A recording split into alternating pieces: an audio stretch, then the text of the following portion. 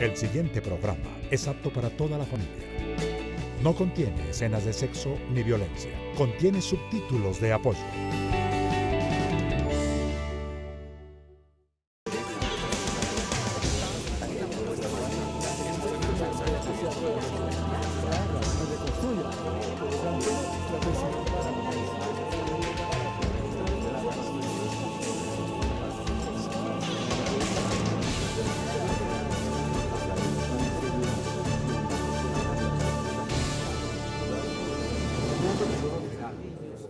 Buenas tardes, bienvenidos a Contrastes, porque la realidad tiene diferentes miradas. Este es un espacio de FECODE concebido para que ustedes en la tranquilidad de su hogar construyan su propia opinión. Hoy, cuando estamos hablando del proceso de paz, de la reconciliación, restitución de derechos, de hablar de reducir la pobreza y por ende reducir esa brecha odiosa de inequidad en nuestro país, tenemos que abordar un tema que es infinitamente doloroso y que muy pocos han posado sus ojos y su análisis frente a este tema: la desaparición forzada, que hace parte de todo este conflicto y toda esta inequidad en el pueblo colombiano. Pues hay una institución a nivel nacional, el Centro de Memoria Nacional, que de manera muy acuciosa ha venido trabajando para recuperar esta memoria viva, dolorosa, pero viva en nuestro país. Y esperamos que sean los maestros y la escuela en el posacuerdo quienes cumplan con un papel fundamental, que es el de socializar, crear memoria y hacer conciencia frente a estos hechos atroces que esperamos no se repitan nunca más en nuestro país. El más reciente informe del Centro de Memoria Nacional se llama Hasta encontrarlos: el drama de la desaparición forzada en Colombia, un documento que lo encuentran de manera gratuita en el Centro de Memoria y que debería convertirse en un libro para consultar lo que no queremos volver a vivir, pero también para ponernos en los zapatos de esas personas, de las víctimas, pero también de sus familias que se quedaron esperando una respuesta de dónde están sus seres queridos. Pues para hablar precisamente sobre este tema doloroso, estremecedor, pero que hay que empezar a abordarlo, porque hay cifras que hay que empezar a tener en cuenta, porque es esa parte de la historia que está suelta y debemos empezar a armarla para que la historia no se repita. Saludamos a esta hora a Gonzalo Sánchez. Él es el director del Centro de Memoria Nacional, a quien también felicitamos porque recibió el Premio Nacional de Paz, Liderazgo por la Paz, esto acompañado por la Mesa de Negociación. Gracias. Gracias por acompañarnos a esta hora, Gonzalo. Sí, gracias a ustedes por la invitación. ¿Cómo se trabaja por la paz en un país que pareciera que camina de manera recurrente y se resiste a hablar el tema de la reconciliación y camina por el escenario de la violencia? Bueno, yo creo que es un país que ha vivido tanta violencia precisamente, lleva tantas décadas, años, que uno puede trazar hacia atrás y difícil incluso señalar el comienzo, ya eso es un debate, que se va acostumbrando, la sociedad se va acostumbrando, la academia incluso misma se va acostumbrando a manejar las cifras, a manejar los eventos, a manejar los procesos como si fueran parte de esa normalidad con la cual tenemos que convivir. Entonces, una de las tareas centrales para una entidad como la del Centro Nacional de Memoria Histórica es crear conciencia sobre las dimensiones de lo que ha ocurrido y sobre los mecanismos que como sociedad tenemos que comenzar a construir para evitar que eso se siga repitiendo. Digamos, la apuesta por la investigación y el esclarecimiento del pasado es al mismo tiempo una apuesta por el futuro. Sí, tenemos que reconocer lo que ha pasado para poder asumir las consecuencias de ello y como lo esperan y lo plantean más las víctimas que el resto de las sociedades, nosotros hablamos para que a los otros no les pase lo que nos pasó a nosotros. Qué generosidad de las víctimas, ¿eh? Exactamente, las víctimas nos dan una prueba de generosidad y la hemos palpado de manera tremenda en los acontecimientos que ha vivido el país en el último par de meses o 5 meses. Quienes más han tendido la mano, paradójicamente, frente a los adversarios, a los perpetradores, son las víctimas. Y lo hacen con un criterio, digamos, político extremadamente claro. Nosotros demandamos de verdad, no vamos a renunciar a la verdad, pero tenemos la capacidad de perdonar, porque solamente poniendo en ejercicio nuestra capacidad de perdonar, podemos construir un futuro distinto para los que vienen. Entonces es, sí, perdón, pero sin olvido, digamos, es un poco la consigna. Gonzalo, abordemos esta recopilación, este documento, hasta encontrarlos, el drama de la desaparición forzada en Colombia. Hablan de cerca de 60.000 desaparecidos en los últimos 45 años, una cifra que nos ubica muy mal en América Latina frente al tema de las dictaduras. ¿Cómo se construye este documento? ¿Cómo se llega a esta cifra? Porque tenemos clarísimo todos los colombianos que aquí hay cifras soterradas, no hay una cifra específica que nos diga cuántos desaparecidos. Ojalá lo supiéramos y creo que para bienestar de los familiares de las víctimas y de los desaparecidos. Mira, Mayra, nosotros comenzamos este trabajo de investigación primero como reconociendo una deuda muy importante con las víctimas de la desaparición forzada, que han sido las más invisibilizadas justamente. La sociedad colombiana recuerda cuando se produjeron las primeras movilizaciones, 2006, 2007, 2008, la sociedad se movilizó contra el secuestro, porque era, bueno, la guerrilla, digamos, el actor malo, el perverso del conflicto, el que merecía el repudio nacional. Pero la sociedad no se movilizó lo mismo por la desaparición forzada. Digamos, implícitamente se estaba generando como una especie de aceptación pública de que lo hecho por la guerrilla era horrible, pero lo hecho por los paramilitares era justificable. Y aceptable o justificable por 1000 motivos. Entonces nosotros nos sentimos muy comprometidos ya desde el Grupo de Memoria Histórica y del Centro a asumir esto como una tarea institucional, como una tarea personal, como una tarea cívica. Tenemos que contribuir a darle la mano a estas organizaciones que vienen luchando por la identificación de los suyos.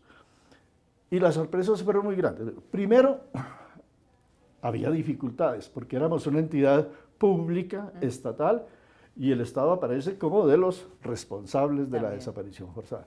Entonces, cómo crear confianza con las organizaciones para que hablen, para que acepten trabajar con nosotros, porque uno de los rasgos identificadores del trabajo nuestro es que hacemos este trabajo con las víctimas, con el apoyo de ellos, con la voz de ellas y para ellas. Si ellas no aceptan entrar en el proceso, pues podemos hacer cosas, pero no va a tener el mismo sentido, y aquí el sentido es muy importante de lo que se hace. Cuando comenzamos a hacer este trabajo, se hablaba en el país de unos 2.000, 3.000 desaparecidos, de pronto la cifra se subió a 5, 6.000, y esa cifra parecía escandalosa, era una cifra escandalosa. Y resulta que hoy estamos exactamente, lo acabas de decir, bordeando los 60.000. Y para nosotros esa cifra es un mínimo todavía, es un mínimo que puede moverse hacia arriba en la medida en que el conflicto se va solucionando en términos de la confrontación armada y se abre la posibilidad para que mucha gente que no ha querido hablar o no ha podido hablar todavía, hable. Entonces estamos hablando de unas cifras que superan, lo hemos dicho, a todas las dictaduras del Cono Sur sumadas. Sumas Argentina, que es como el horror de la humanidad, de la desaparición, el nunca más, Sábato, tenemos esas imágenes muy fuertes de lo que fue lo de la Argentina. Y bueno, aquí tenemos el triple de lo que pasó en Argentina, pero si sumamos también entonces Chile, la gran dictadura de Chile, la dictadura uruguaya y la del Paraguay y la del Brasil, no dan la cifra de nuestros desaparecidos. Gonzalo, hacemos una primera pausa. ¿Qué es educación pública? La educación pública es un derecho fundamental y un bien común y es responsabilidad del Estado garantizar igualdad de oportunidades a sus ciudadanos. FECODE defiende una educación pública gratuita y financiada por el Estado y exige el freno de todas las formas de privatización y comercialización de este derecho fundamental. La educación no es una mercancía, es un derecho.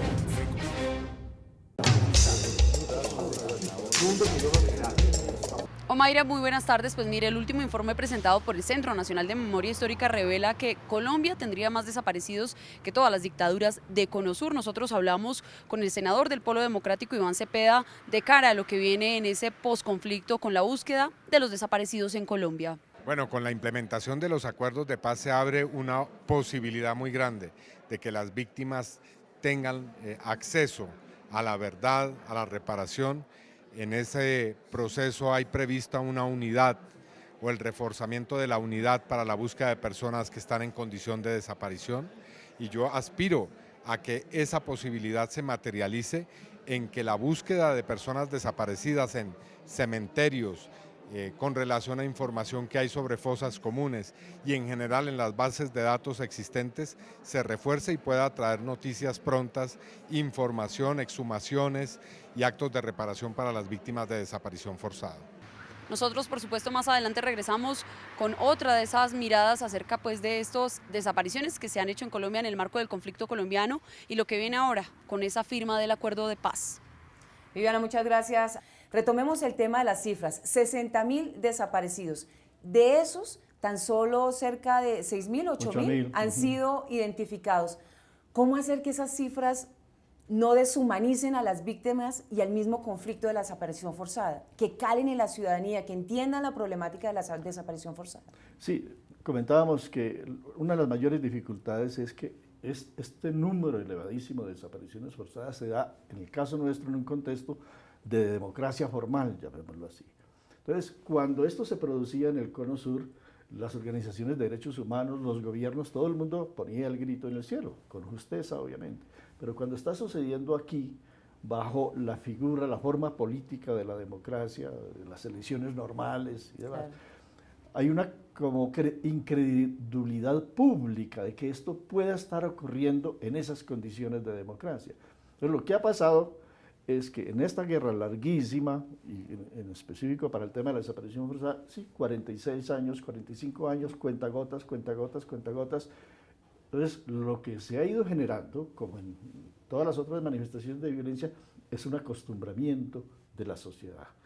Y lo que está sucediendo ahora, para bien del país, es que, paradójicamente, el mismo proceso de paz es el que lleva a la creación de las condiciones para que podamos saber hoy lo que efectivamente pasó. Ha abierto todas esas ventanas y puertas que estaban cerradas. Exacto, hay muchas puertas abiertas, unas por decisión, otras porque había dificultades en el terreno, riesgos de hablar, porque ese es otro de los dramas de la desaparición forzada, que cuando el familiar sobreviviente habla, también se convierte él en potencial víctima, y los casos son muchísimos. Entonces, el espacio propicio para hablar no se encuentra fácil, pero hay que decir también que aún en las condiciones mismas de la guerra, las organizaciones de las víctimas, que son de un coraje inmenso, están hablando desde hace mucho tiempo. Están hablando y están arriesgando su vida, dándole lecciones también al resto de la sociedad, mandándole el mensaje al resto de la sociedad: usted también tiene que hacer algo, usted también es responsable con su silencio, usted es responsable por no preocuparse, por investigar, usted es responsable por darle justificaciones a ese delito atroz. Hay muchas formas de ser responsables todos de esto. Obviamente hay unos más responsables que otros, también hay que aclararlo, el perpetrador no tiene la misma responsabilidad que el hombre, el común y corriente, que se desentiende o quiere desentenderse. ¿Sí? Gonzalo, ¿cuál es la etapa en la que el delito, porque por fortuna hoy ya es un delito la desaparición forzada en nuestro país, se recrudece? ¿Estamos hablando 2007, 2006?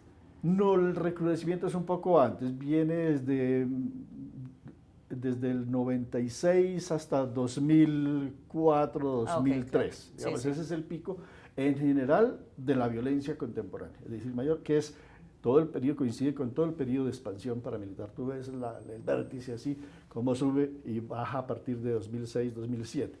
Pero ese es el gran pico. Y es el gran pico exactamente coincidiendo con la gran expansión paramilitar que se hace en el país, en gran medida torturando, asesinando y desapareciendo. Desaparecer es un mecanismo de ordenar el territorio, reordenar el territorio, en palabras de ellos, limpiar el territorio para poder asentarse allí. Esa expansión paramilitar pues coincide específicamente con los dos gobiernos del expresidente Uribe de alguna manera. ¿Hubo falta de expedición de políticas claras, específicas, que permitieran esclarecer este tipo de accionar, el de la desaparición forzada, de trabajar de manera más fuerte y contundente para ir en contra de este accionar de los grupos paramilitares? Que permítame aclarar, no solamente son los paramilitares, está la guerrilla, pero también está el accionar del Estado como protagonistas de este delito. Exacto. Pues, ocurrió una cosa también que se ha visto en otras formas y modalidades de violencia. Y es que la lucha por los derechos humanos y la visibilidad que los organismos de derechos humanos comenzaron a darle ciertas formas de victimización, particularmente a las del Estado, llevaron a que también las fuerzas estatales asumieran una política, y era delegar. Delegar. Entonces, detrás de muchas de las grandes cifras de responsabilidad de los paramilitares hay un consentimiento, hay una colaboración, de alguna manera de agentes del Estado. No puedo decir en este momento cuántos, Sí, claro. pero seguramente la cifra va a ser muy importante.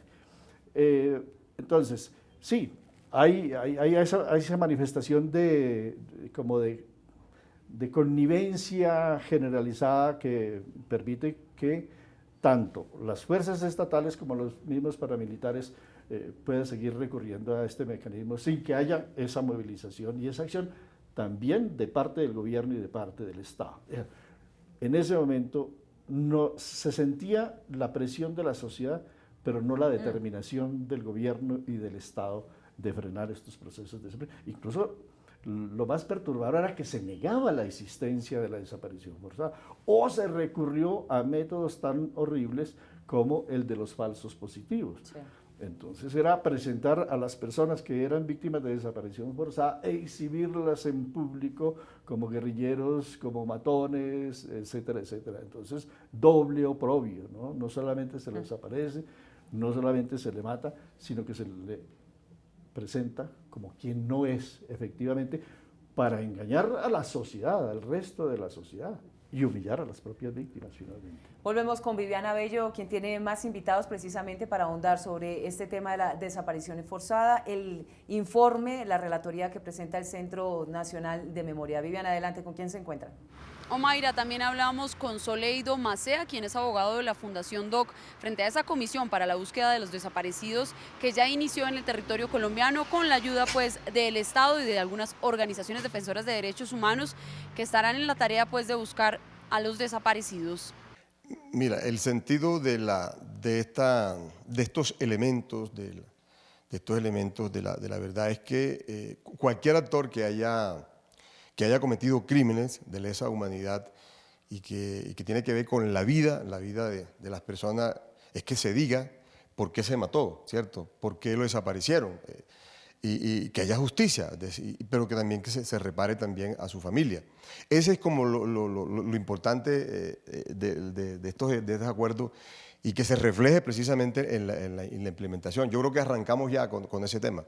Yo creo que el primer paso que se va a hacer en el marco de la propuesta por parte de que aprobó la Corte Constitucional es que arranquemos precisamente con el tema de amnistía, pero también con el tema de la implementación para el tema de lo que tiene que ver con la desaparición forzada en el marco de esta Comisión de Verdad, Justicia y Reparación. Cifra como tal no hay, es que ni siquiera la Fiscalía, pero suponemos que nada más que en las desapariciones forzadas que tuvo el movimiento político, la Unión Patriótica, solamente allá nos arrojan una cifra de 6.000 muertos y unos más de 200.000 desaparecidos en este país. A ustedes la invitación como siempre para que consulten nuestras redes sociales y nuestra página www.fecode.edu.co. Una nueva pausa y regresamos. Radio Revista Encuentro. Programa institucional de FECODE. Encuentro. Sindicalismo, arte, cultura, actualidad, tecnología, pedagogía, educación. Las expresiones de vida con que se construye Colombia tienen un punto semanal de encuentro. Todos los sábados a las 7:30 de la mañana por Colmundo Radio.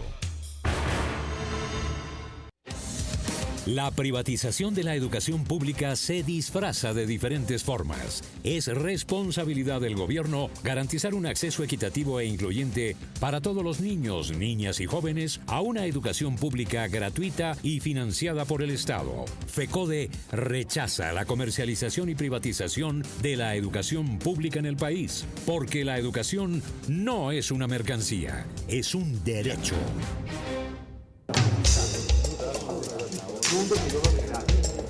Seguimos dialogando con Gonzalo Sánchez, director del Centro de Memoria Nacional, sobre el más reciente informe de esta institución de la desaparición forzada en nuestro país.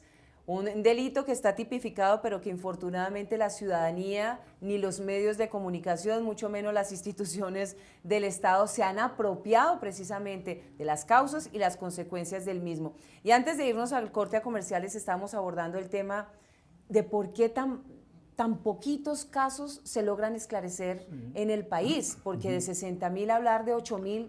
Sí, es muy poco. Realmente hay que reconocer que hay un déficit que interpela muchísimo al Estado, que no tiene la institucionalidad suficiente, quizás porque también el Estado se demoró mucho en reconocer la magnitud de lo que había pasado.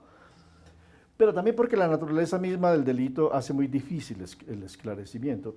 Piense usted que hasta hoy se están haciendo las exhumaciones de la Guerra Civil Española, 80 años, casi ya vamos para 100 años, y ese es un tema vivo hoy en España. Sí. En Argentina, bueno, ¿cuántos años ya llevamos de pasada la dictadura? 30 años también, y todavía se está en proceso de esclarecimiento. Ese es un delito precisamente exitoso desde el punto de vista del perpetrador, porque es que logra enredar tanto la cadena para llegar a la fijación de la responsabilidad, de la identificación. Además, tú puedes llegar a la identificación del cuerpo, pero luego viene la identificación de a quién pertenece ese cuerpo. Entonces, todos los procesos ya técnicos o forenses o médico-legistas o geológicos, todo lo que entra aquí en un proceso de identificación es extremadamente complejo, porque muchos de ellos fueron incinerados o ya se han descompuesto los cuerpos ya porque llevan muchísimos años. Es decir, realmente sí es eso, es un delito en el cual el perpetrador logra en